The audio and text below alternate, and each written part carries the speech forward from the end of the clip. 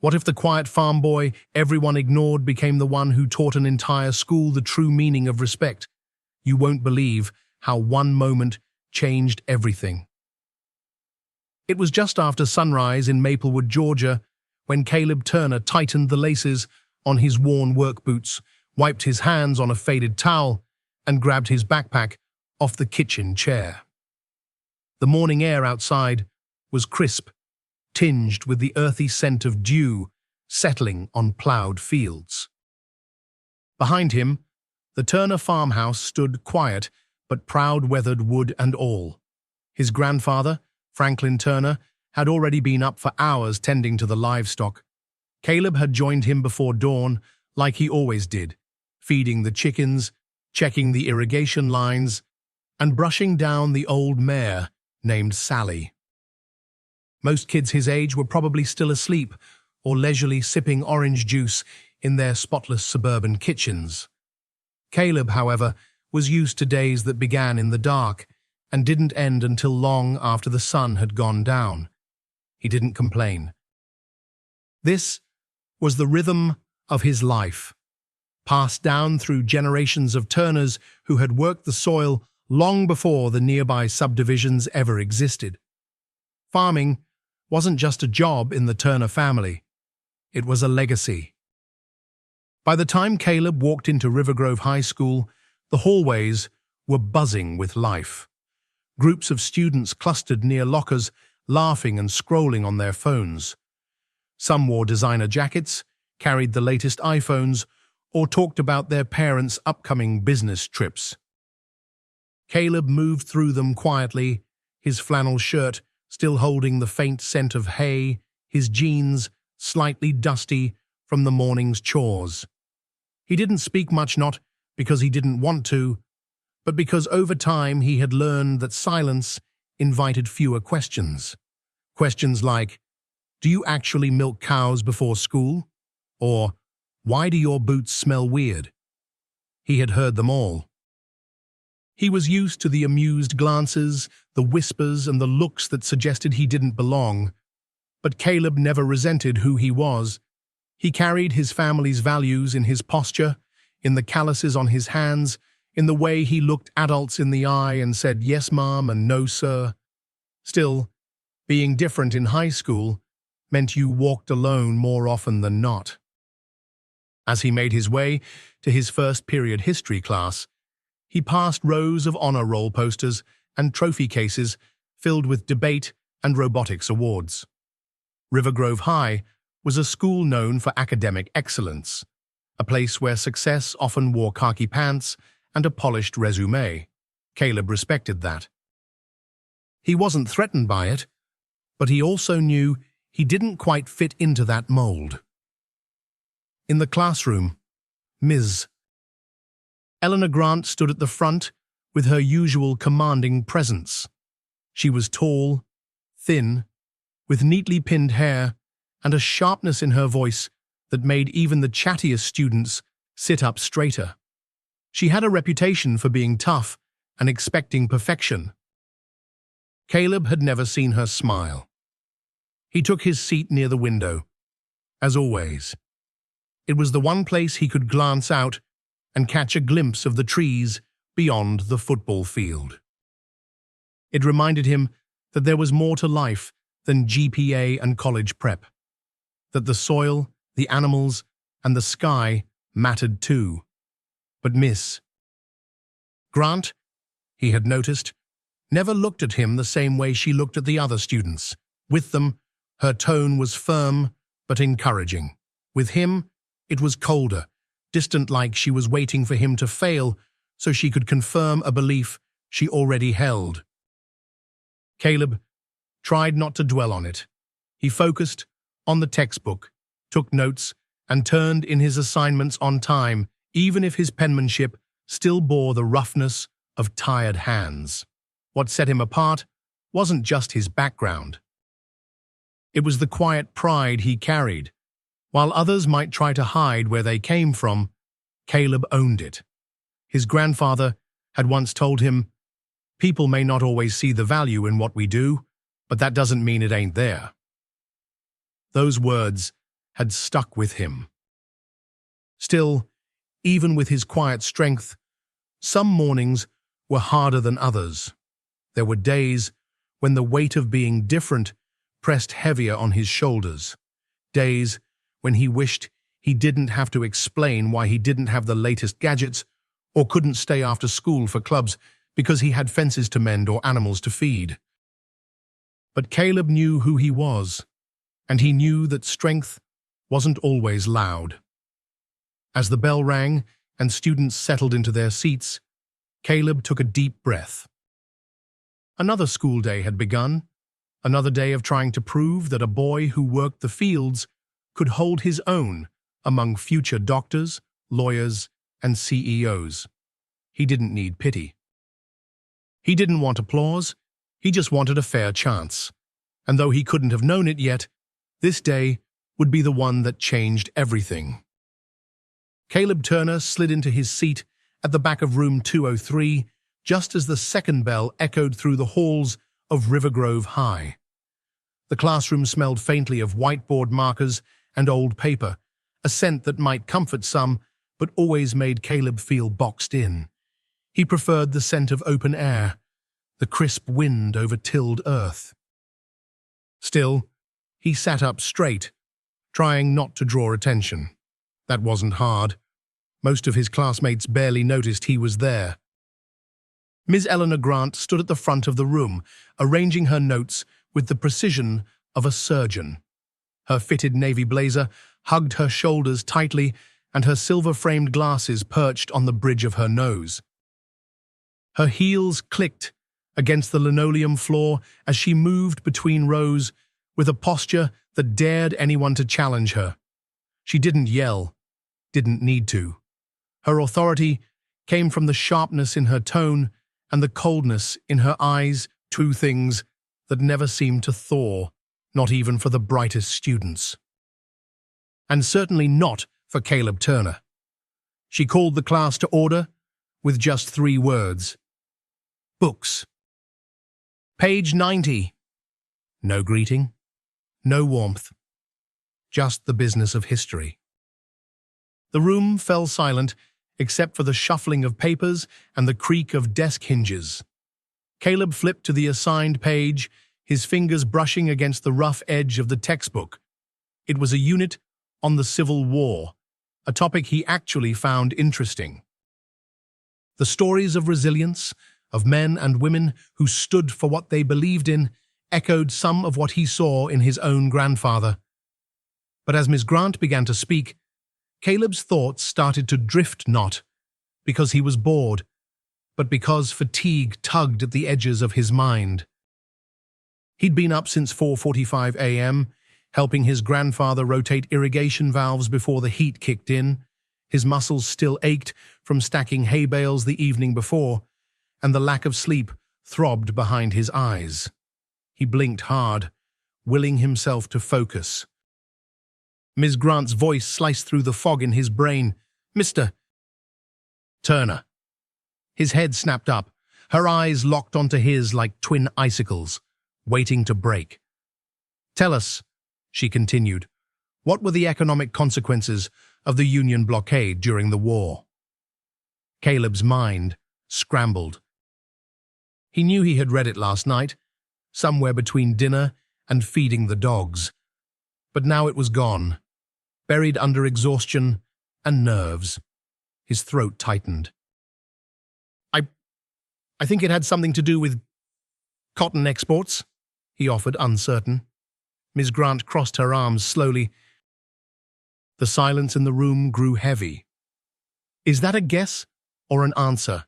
She asked, her voice sharp as broken glass. He swallowed hard. An answer. I mean, the South couldn't sell their cotton overseas, so their economy— Thank you, Mr. Turner, she interrupted, voice thick with sarcasm. Perhaps if you spent more time preparing for class and less time— What was it you do again? Slopping pigs? A ripple of laughter moved through the room.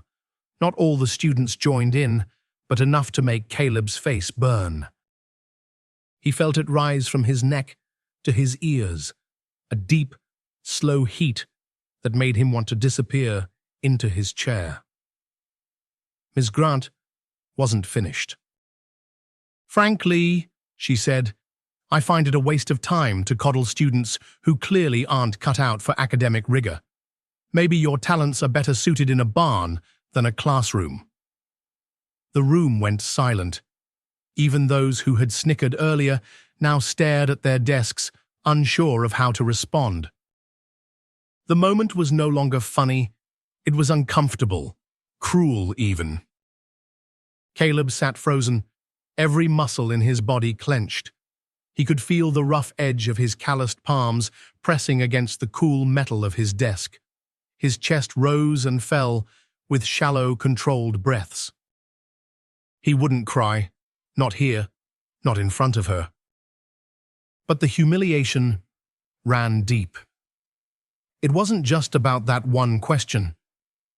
It was the way she had said it. The way she made him feel small, unworthy, like his family's work was something to be ashamed of, like the dirt under his fingernails was a stain instead of a badge of honor. Mrs. Grant turned her back to the class, continuing the lesson as if nothing had happened, as if cutting down a student in front of 30 others was just part of her morning routine. Caleb stared down at the textbook. The words blurred on the page. He could still hear her voice echoing in his mind. Slopping pigs. Waste of time. He had heard judgment before. Kids who made comments about his boots. Adults who assumed he wasn't going to college, but never had someone with such authority, someone who stood at the front of the room as a role model spoken with such disdain. And yet, through the weight of her words, something stirred in him. Not anger, exactly, though that was there too, but more than anything, resolve. He didn't want pity. He didn't need to be the top of the class, but he deserved to be treated like a human being, like someone with potential. The bell rang, breaking the tension like a snapped wire. Students gathered their things quickly, most avoiding his eyes as they filed out. Sits. Grant didn't look his way again. Caleb moved slower. He packed his notebook into his backpack, careful and calm, even though his hands shook. As he stepped into the hallway, the noise of the school seemed far away. He needed air, space, something to hold on to that wasn't shame. He walked toward the back of the building where the maintenance lot met the tree line. No one went there during school hours. It was quiet. It was real. He leaned against the chain-link fence and looked up at the sky. Tomorrow, he would come back. Not because he had to, but because giving up would mean letting her win. And that wasn't how he was raised. The next morning, Caleb Turner walked into River Grove High with a quiet weight on his shoulders. The sting of the day before still lingered like a bruise, invisible but sore to the touch. He had replayed it all in his mind the night before. Grant's words, the laughter, the heat rising in his face. No matter how hard he tried, he couldn't shake the feeling of being diminished, like he had been reduced to a caricature of the boy who came from the dirt. Franklin Turner had noticed something different in Caleb's silence over dinner, but didn't press. He just passed his grandson the mashed potatoes and offered a simple, steady nod, the kind of gesture that said, "Whatever it is, I know you'll handle it." And Caleb had intended to. He wasn't one to make a scene. But as he sat down in room 203 the following day, he felt the air shift. The eyes around him didn't burn with cruelty. They burned with curiosity. A few students gave him side glances, some out of pity, others discomfort. It was as if they knew something had gone too far yesterday, but didn't know how to say it. Ms. Eleanor Grant stood at her usual post, clipboard in hand, glasses perched like always. Her tone, as she called the class to order, was clipped and emotionless, but there was a sharpness behind it. A tension. She knew the room hadn't forgotten what happened. She began the lecture, moving swiftly through the economic aftermath of the Reconstruction era. Her words came fast and polished, and for most students, it was just another Wednesday. But for Caleb, it felt like a test. He tried to follow along, to push the previous day to the back of his mind, but it hovered just out of reach. His stomach was tight. His pencil tapped against his notebook with a slow, unconscious rhythm. He could feel the attention returning to him, the spotlight he never asked for, but couldn't escape. "Mr. Turner?" Miss Grant's voice cut across the room again, just like yesterday. Caleb looked up slowly. She didn't ask a question this time. Instead, she narrowed her eyes. "I hope you took some time last night to review the material, or were the chickens more demanding than usual?" A few chuckles scattered across the room, not as loud as the day before, but enough to make Caleb's chest tighten. He held her gaze. "I did review it," he said, his voice even. She lifted an eyebrow. "Then explain the significance of the Freedmen's Bureau, and do try to give a complete answer, this time." Caleb took a breath. It was established to help freed slaves after the Civil War, offering food, housing, education. It also tried to settle labor disputes and help people transition to freedom. There was a pause. "That's a textbook definition," she replied. "But tell me, Mr. Turner, do you even understand what freedom means beyond your fence line?" That was it. A hush fell across the classroom. No one laughed this time. No one even moved. Caleb stood up. He didn't slam his hands on the desk. He didn't raise his voice, but the way he rose, slow, deliberate, with his hands clenched just enough to keep them steady, spoke volumes. "I may not have your kind of freedom," he said, looking her square in the eyes. "But I know what it means to earn every inch of ground you stand on. I know what it means to sweat before sunrise so your family can eat. I know what it means to work when you're tired and still show up the next day.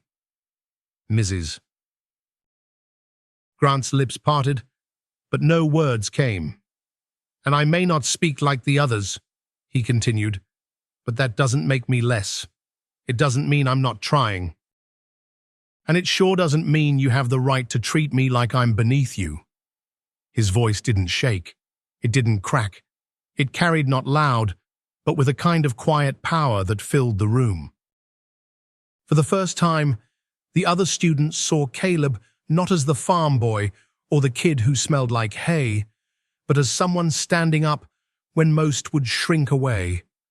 Miss Grant crossed her arms, her jaw tightening. "Is that all?" Caleb nodded. "No, but I'm done talking to someone who doesn't want to listen." He reached down, picked up his backpack, and walked toward the door. He didn't rush. He didn't slam it. He simply left, his boots echoing down the hallway. The classroom remained silent for a long moment. Miss Grant turned back to the board, but the lesson was already lost. Her authority, so carefully maintained, now felt fragile. She resumed the lecture, but even she knew no one was really listening. Outside, Caleb didn't stop at his locker. He didn't even head for the main office. He just walked past the science wing, around the gym, and out to the edge of the school grounds where the trees met the rear fence line. He leaned against the cool metal and stared out toward the horizon. Somewhere beyond those trees was home. Not just the place with the barn and the rows of corn, but the place where his worth had never been in question. He wasn't sure what would happen next. Whether he'd be sent home, whether his grandfather would hear about this, or if Ms. Grant would retaliate. But for the first time in a long time, he felt something settle inside him. Not pride, not relief, dignity. He hadn't lashed out. He hadn't begged. He had spoken with clarity and walked away with his head high. And maybe that was enough for today. He had stood alone, but he hadn't stood down. It was a quiet Thursday morning, the kind where everything seemed routine.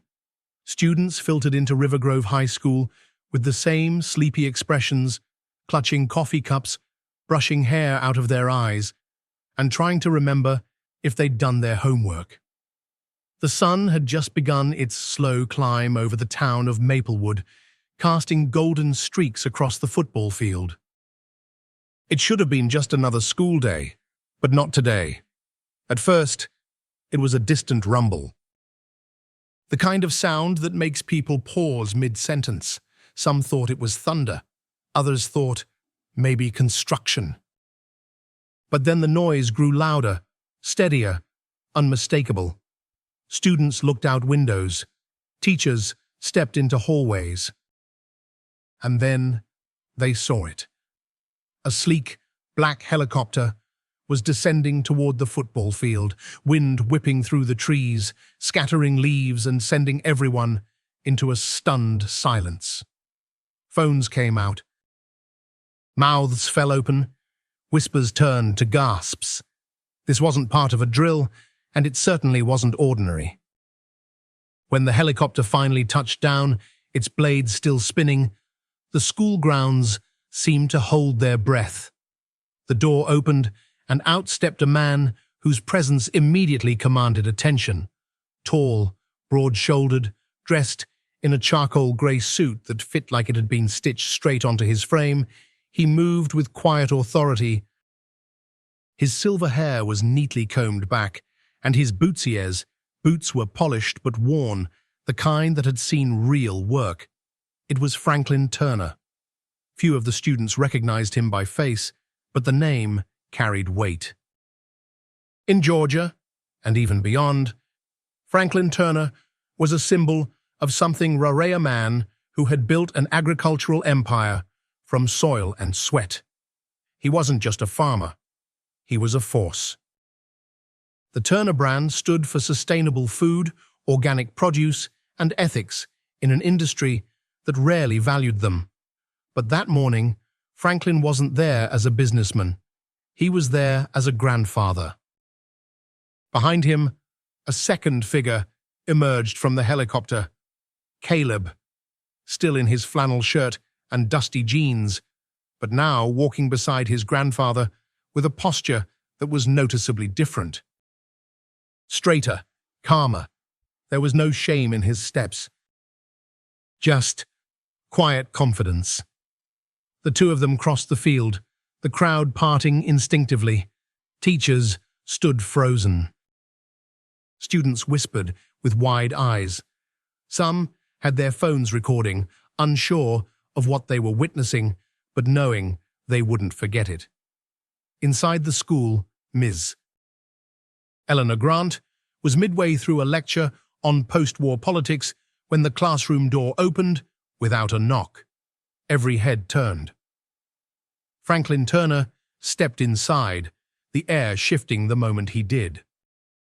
Even Ms. Grant, always composed, faltered. Her clipboard trembled just slightly in her hand. "I understand there was a problem yesterday," Franklin said, his voice deep and steady, carrying through the room like rolling thunder. "With my grandson." Ms. Grant cleared her throat. "Mr. Turner, I assure you, I treat all my students equally."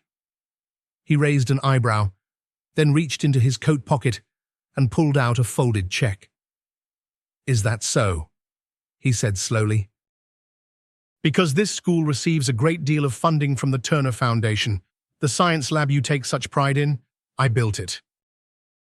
The history program you oversee, I fund it. Not because I want control, but because I believe in education. I believe in opportunity. He took a step forward.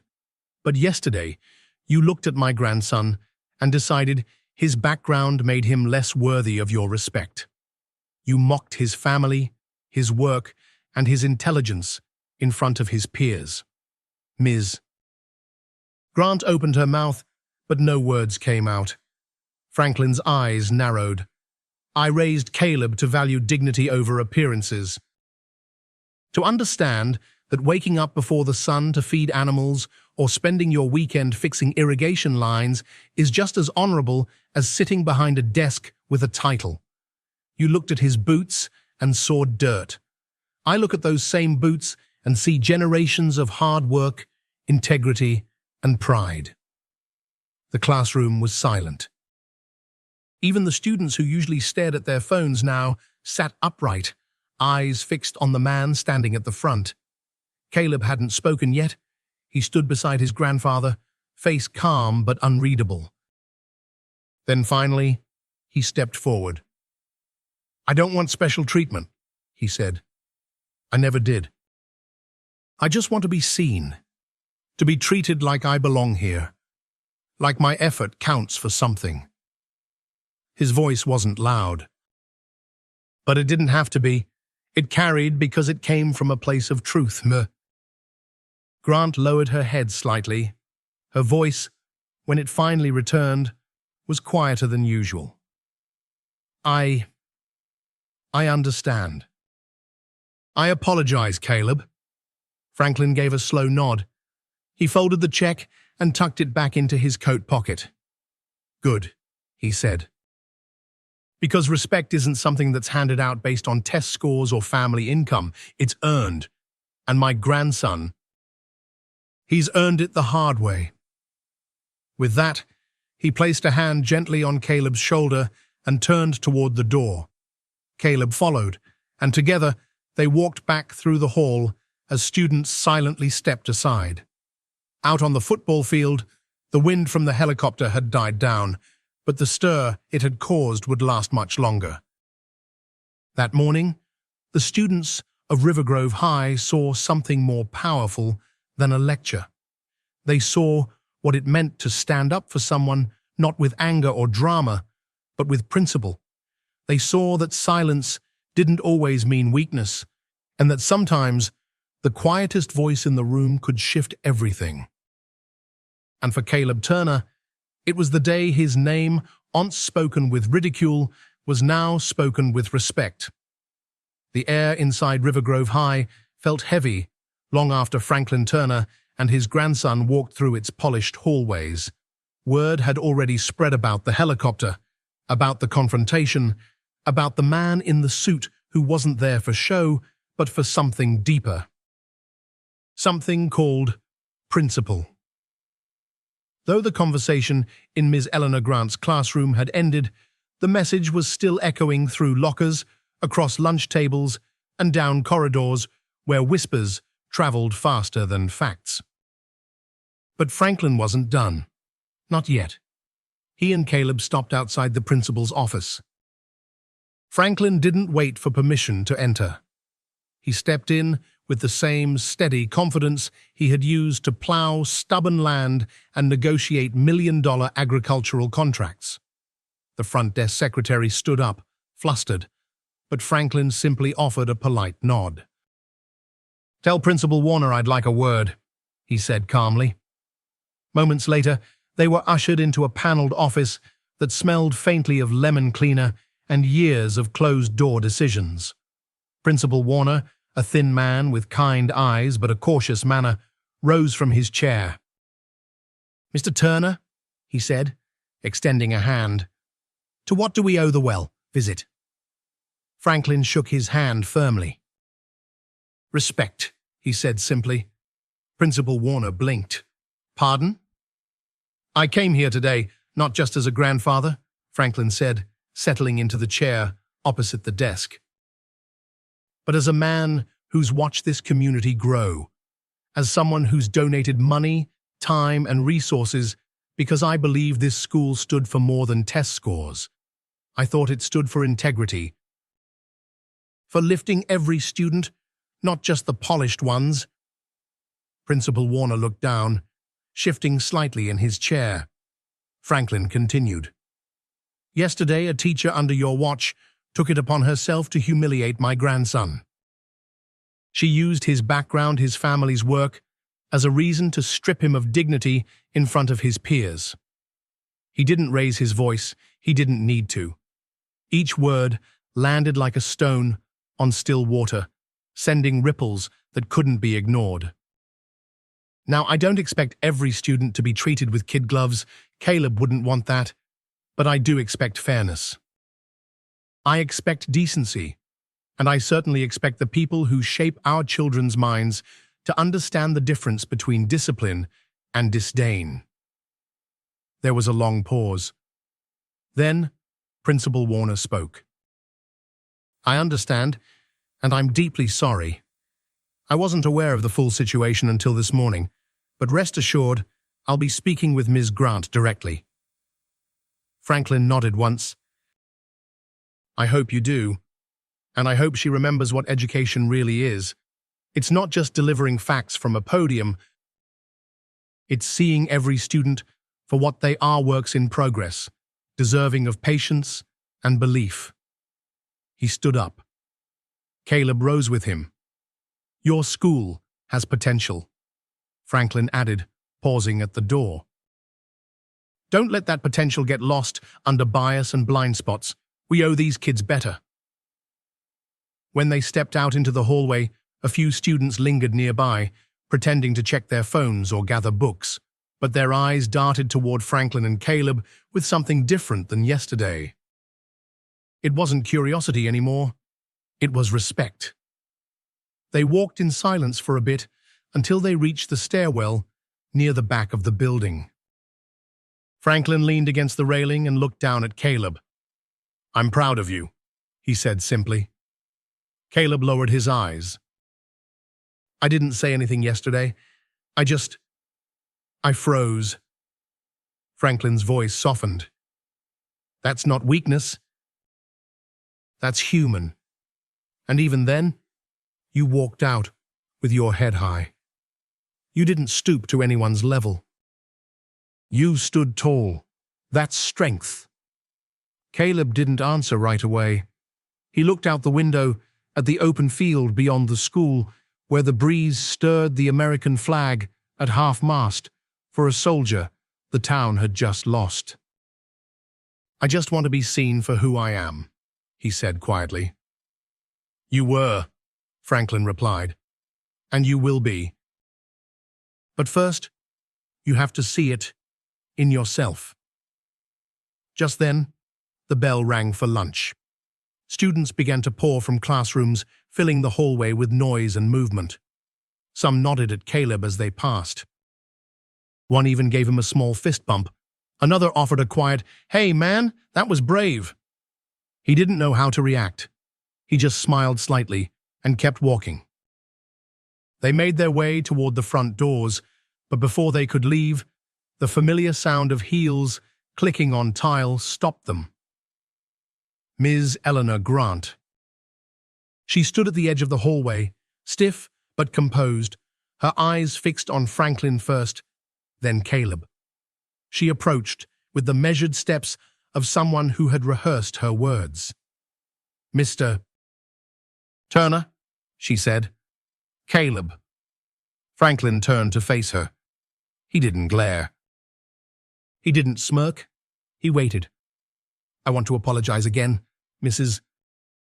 Grant said, her tone less clipped than usual. I was wrong to speak the way I did.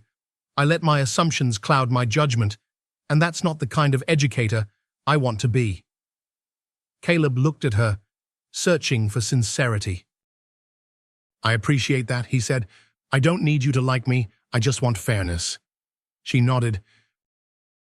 And I intend to offer it, to you and every student. For a moment, the three of them stood in an odd triangle, past, present, and the possibility of change. And then Mrs. Grant offered something neither of them expected. If you ever want to talk more about history, she said to Caleb, you're welcome to stay after class. no judgment. Just learning. Caleb didn't answer right away, but he nodded. As Franklin and Caleb stepped outside into the midday sun, the light hit Caleb's face in a way it hadn't before. Not just because the weather had cleared, but because so had something else. A burden. A shadow. And somewhere in that walk to the truck, he realized something. Respect isn't just something you demand. It's something you live. The rest of that day passed in a haze of half-heard lessons and distracted conversations.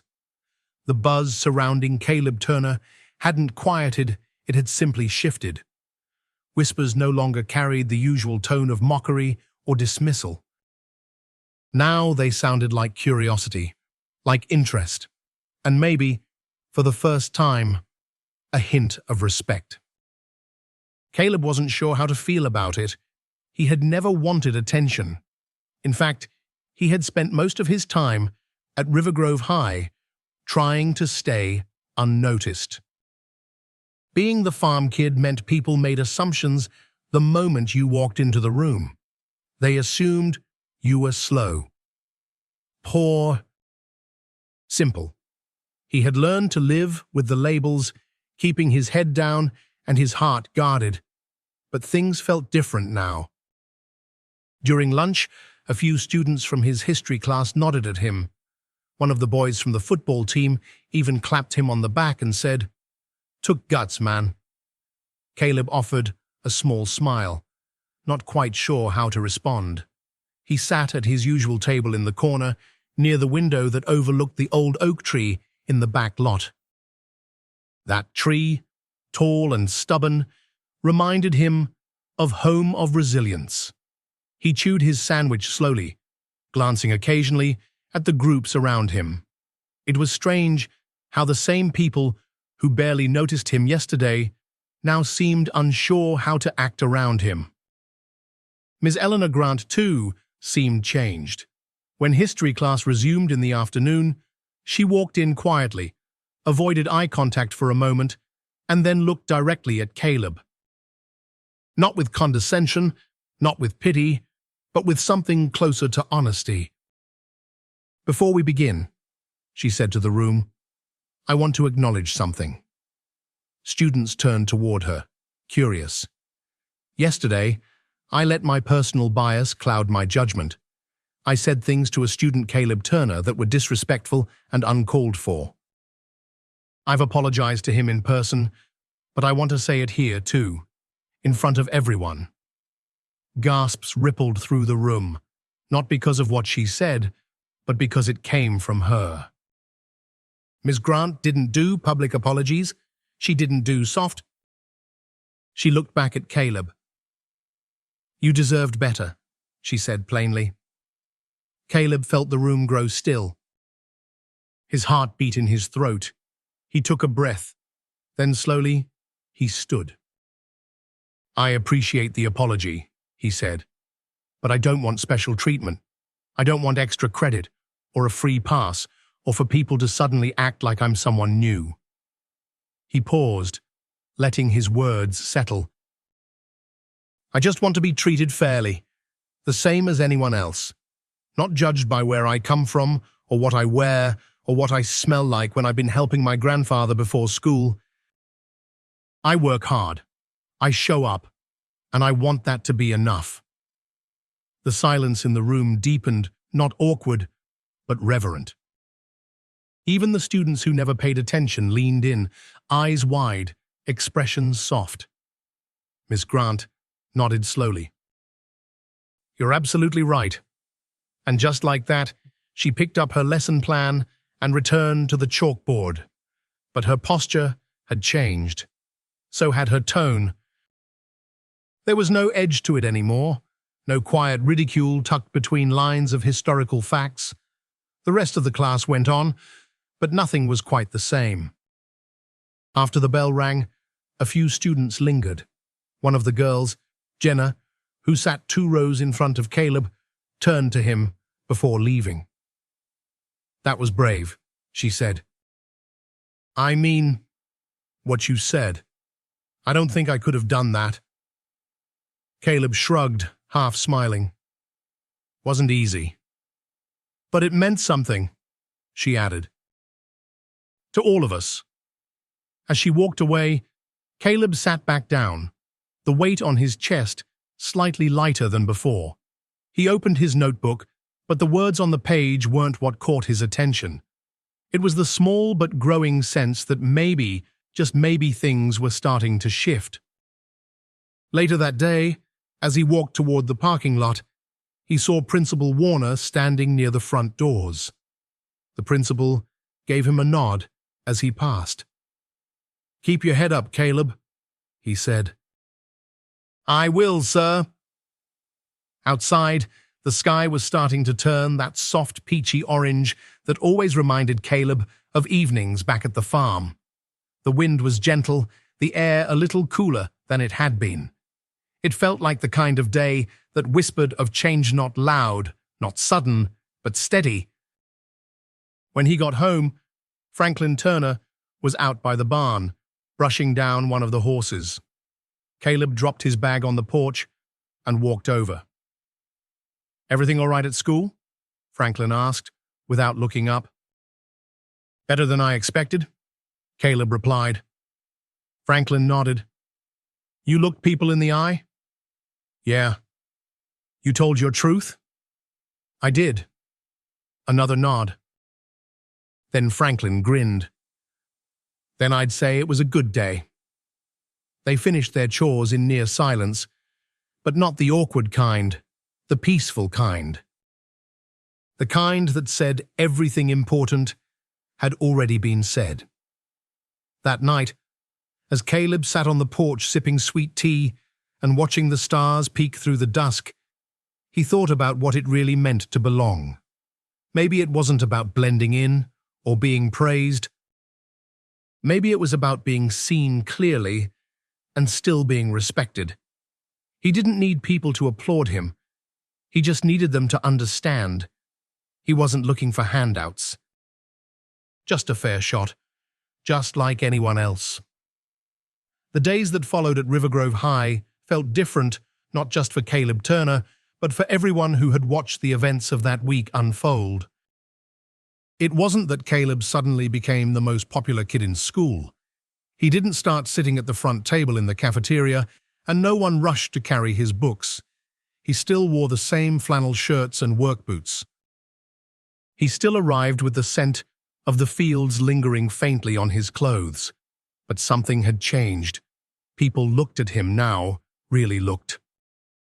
Not through him, not around him. They made eye contact, offered greetings, even asked questions. The quiet boy, who had once been invisible in plain sight, had found his voice, and in doing so, he had earned something few ever truly do in high school. Respect. It wasn't just from his classmates either. Teachers greeted him with a different tone. Mrs. Eleanor Grant, once so quick to judge, had made visible efforts to adjust her behavior. Her sarcasm had softened. Her patience had grown. And most telling of all, her expectations of Caleb had shifted not lower, but higher. As if, now that she truly saw him, she wanted to challenge him fairly, not condemn him prematurely. One afternoon, as Caleb turned in a history assignment, she stopped him for a moment. "Your writing's improved," she said. Caleb gave a polite nod. "Thank you, Mom." She hesitated, then added, "I'm glad you're still in my class." It wasn't a grand apology, but it was something real, and Caleb accepted it for what it was, an acknowledgement that both of them had grown. Back at home, Franklin Turner watched his grandson from a quiet distance. The boy, who once trudged through life with the weight of self-doubt, now moved with something sturdier in his steps. Confidence, yes, but not the cocky kind, the earned kind. The kind forged in fire and humility.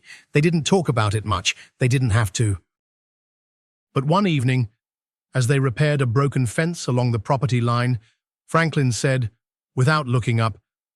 You know, the world's always going to try to put people like us in a box. Caleb wiped the sweat from his brow. Yeah? Franklin nodded. They'll say we're simple. Say we don't belong in certain rooms. But the thing is, when you walk in with your head high and your back straight, those rooms start to shift. Caleb smiled faintly. I think they already have. That Sunday, they drove into town to visit the farmer's market. It was a bright morning, the kind where sunlight poured through the trees and everything felt just a little lighter. Caleb helped Franklin unload crates of fresh vegetables and jars of homemade jam from the truck. They set up their booth like they always did, simple, clean, honest.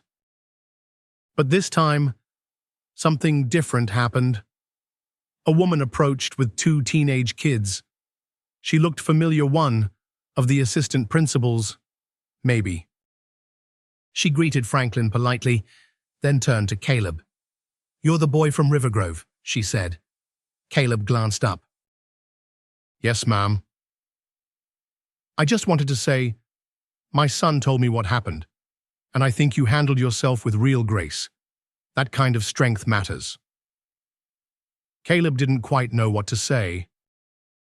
Thank you, he managed. Her son, a shy-looking boy in a Rivergrove hoodie, gave a small thumbs up. Caleb smiled back. It wasn't about fame.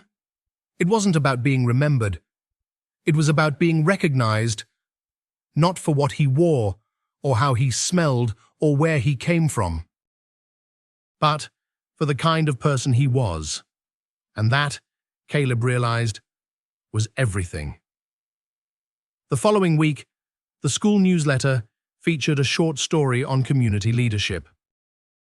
In the final paragraph, the student editor had written, "Sometimes the most powerful people aren't the loudest or the ones with titles.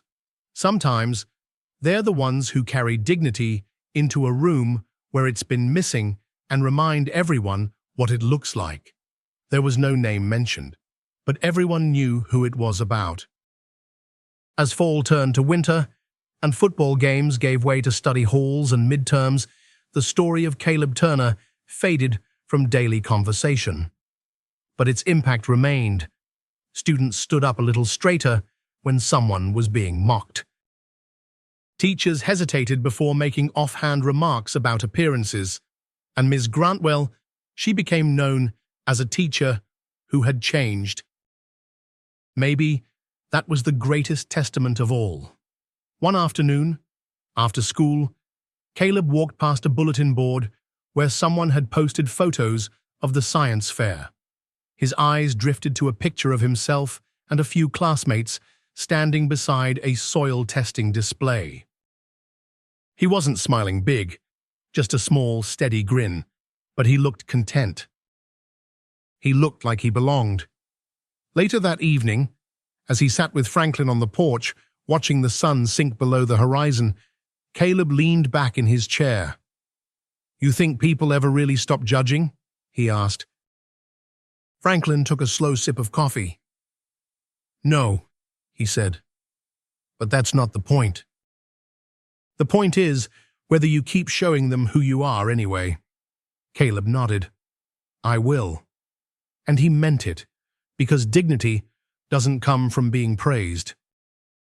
It comes from standing tall even when the world tells you to shrink, and Caleb Turner would never shrink again.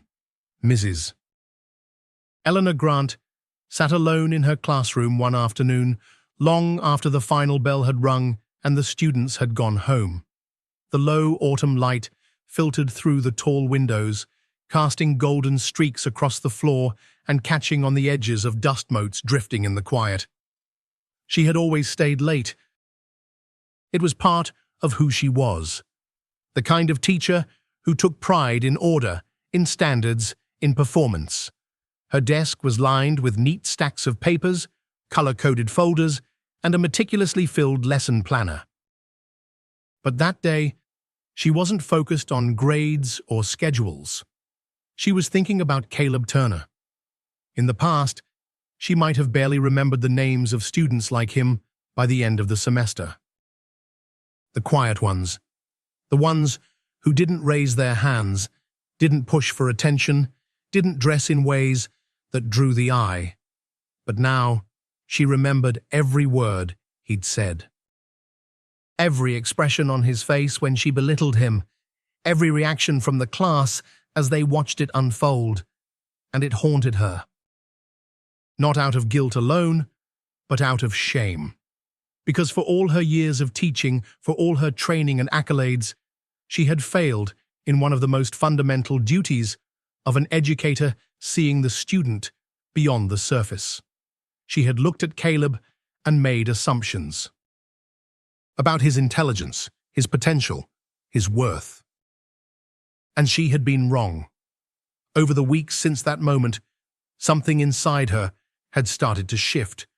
She found herself paying closer attention to the students who came in quiet, with tired eyes, clothes that weren't new, hands that fidgeted during roll call. She began to ask different kinds of questions, not just about test material, but about how her students were doing, how they were really doing. She noticed how one girl in the back row never brought lunch, how a boy who never turned in homework always showed up on time, how another student had been sitting near the front, eager but rarely called on. She had spent so many years teaching history, but she hadn't realized how much of her own bias had gone unexamined, how history lived not only in textbooks, but in her classroom. And she had been part of it. One Thursday, during a staff meeting, the principal announced a mentorship program designed to help underrepresented students succeed academically. Mrs. Grant, without hesitation, volunteered. Some of her colleagues raised eyebrows. Eleanor Grant had never been one to take on extras, but she didn't care. The first student assigned to her was a sophomore named Lydia, a quiet girl who barely spoke above a whisper and had a record of failing grades. Ms. Grant invited her in after school to talk. At first, Lydia sat in silence, avoiding eye contact, but Ms. Grant didn't fill the space with lectures or assumptions. She simply said, "Tell me about what you're good at." Lydia looked up, confused. "What?" "Everyone has something," Ms. Grant said. "Let's start there." Lydia hesitated. Then, almost shyly, she said, "I like drawing horses." Ms. Grant smiled. "That's a beautiful place to start." Over the next few weeks, they worked together, not just on history or vocabulary, but on confidence, communication, and small victories. Lydia's grades began to rise, not because she suddenly became brilliant, but because someone finally believed she already was. Ms. Grant started seeing her students differently, not as names on a roster or numbers in a gradebook, but as full human beings, complex, capable, worthy of time and trust.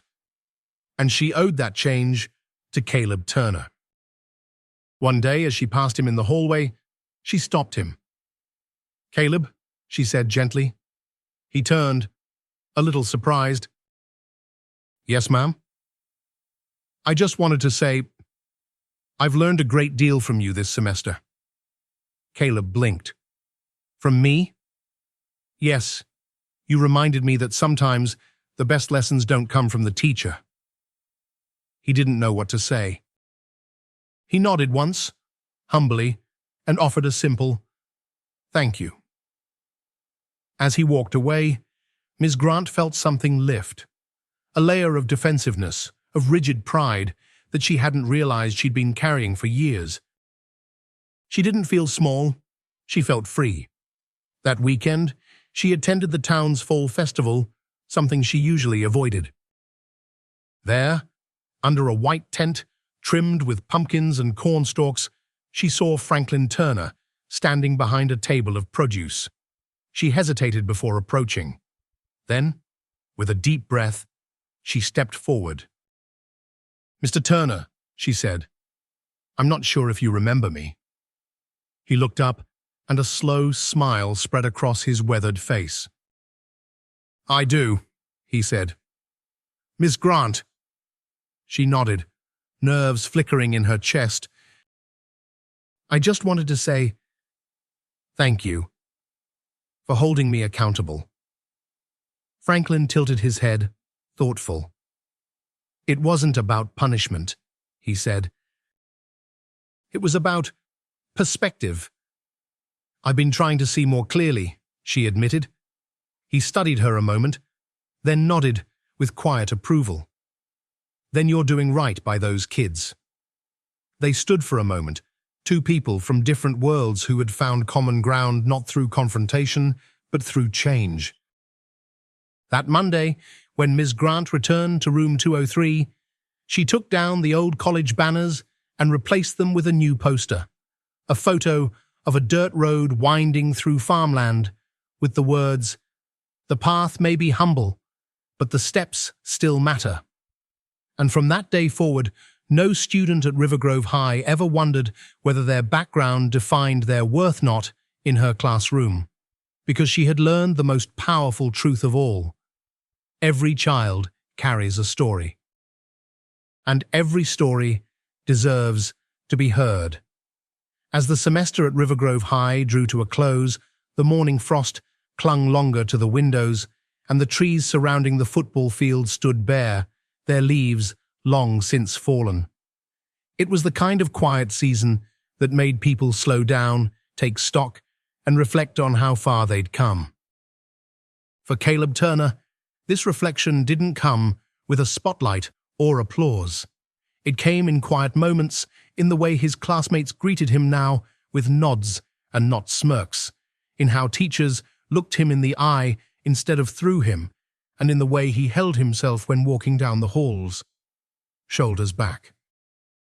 Eyes steady, no longer hiding, no longer hoping to shrink. He had not changed to fit into Rivergrove High. Rivergrove had begun to shift around him. One day, during a school assembly in the auditorium, the principal stepped up to the podium to present the annual Character and Leadership Award. It was usually given to a student with high grades and a long list of extracurriculars. This year, though, he did something unexpected. He cleared his throat and said, "This award is not just about achievement. It's about presence. It's about how a student carries themselves in the face of pressure, in the face of bias, in the face of being underestimated." He paused and scanned the room. "This year's award goes to someone who showed all of us what quiet strength and true dignity look like." Heads turned before the name was spoken. Whispers swirled through the room. "Caleb Turner." There was a beat of stunned silence, then warm applause. Caleb, seated near the back, stood slowly, not nervously, not with disbelief, but with the calm of someone who knew who he was. As he made his way down the aisle, students patted his shoulder, clapped, smiled. Ms. Eleanor Grant stood in the wings and nodded once as he passed. When Caleb reached the stage, he accepted the small plaque. Nothing extravagant, just a name etched into a simple wooden base, but it felt heavier than any medal. He was offered the microphone to say a few words. He hesitated. Public speaking wasn't his thing. But then he looked out across the sea of faces, some familiar, some not, and took a breath. "I never thought I'd be up here," he began. "Honestly, most days, I didn't think anyone noticed me." The room went quiet. "I didn't come from money. I didn't wear the right brands. I smelled like hay sometimes. I've worked every morning before school and will keep working long after it ends. And for a while, I thought all of that made me less." He looked down at the plaque, then back up. "But it doesn't, and it never did. What I've learned, What I hope some of you see now, too, is that dignity doesn't come from your last name or your zip code. It comes from how you carry yourself when people count you out.